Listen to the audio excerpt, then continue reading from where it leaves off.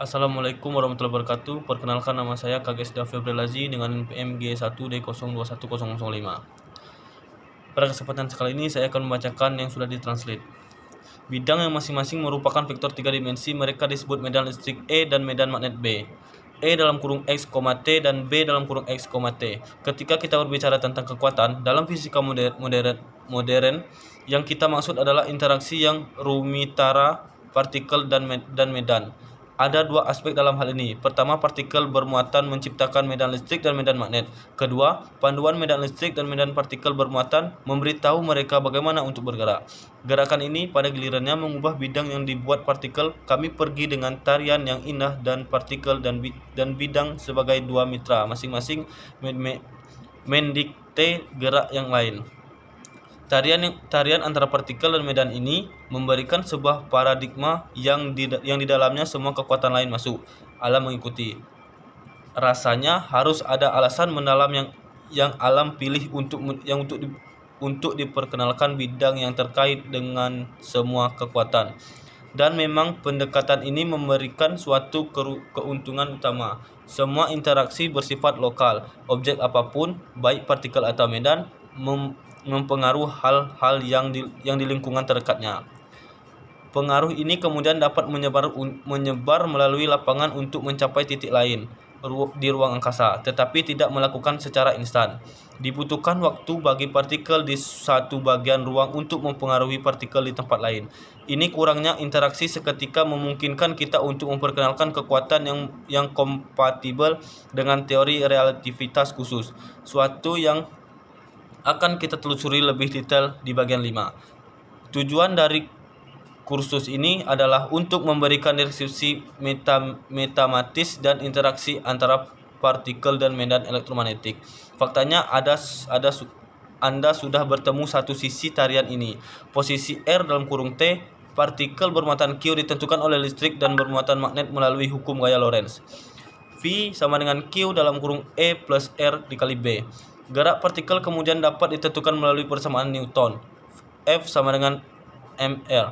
Kami menjelajahi berbagai solusi untuk ini dalam kursus dinamika dan relativitas. Dengan kasar bicara, medan listrik mempercepat partikel ke arah E, sementara magnet medan menyebabkan partikel bergerak melingkar pada bagian tegak lurus B. Ketika juga dapat menulis hukum gaya Lorentz dalam hal distribusi muatan dalam X, T dan rapat arus J dalam kurung X, T. Sekarang kita berbicara dalam hal kerapatan gaya F dalam kurung X, T yang adalah gaya yang bekerja pada volume kecil di titik X. Sekarang hukum gaya Lorentz berbunyi F sama dengan P E plus J dikali B. 1.2.1 Persamaan Maxwell. Dalam kursus ini sebagai besar perhatian kita akan terfokus pada sisi lain dari tarian jalannya, di mana medan listrik dan medan magnet diciptakan oleh partikel bermuatan. Ini dijelaskan oleh suatu set 4 persamaan yang dikenal secara kolektif sebagai persamaan Maxwell. Mereka antara lain nabla dikali E sama dengan rho per X epsilon 0. Nabla dikali B sama dengan 0. Nabla dikali E ditambah boundary. Nabla dikali B min mu 0 multiply by epsilon 0.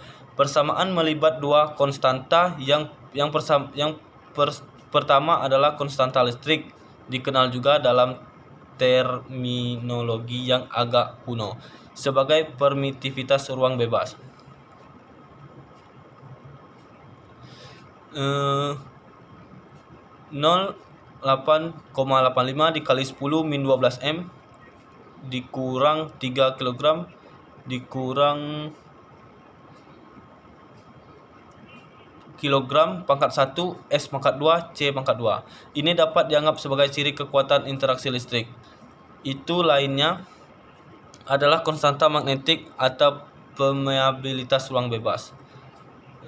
Q 0 sama dengan 4 dikali 10 pangkat 7 M kilogram C pangkat 2 sama dengan 1,2 dikali 10 pangkat 6 M kilogram C pangkat 2. Kehadiran Fatvi dalam formula ini tidak memberi tahu kita suatu yang mendalam tentang alamnya, lebih merupakan refleksi dari definisi kolom. Sebagai suatu muatan, kami akan menjelaskan ini secara lebih rinci dalam bagian 3.5. Meskipun demikian, ini dapat dianggap sebagai karakterisasi kekuatan interaksi magnet dalam suatu kolom.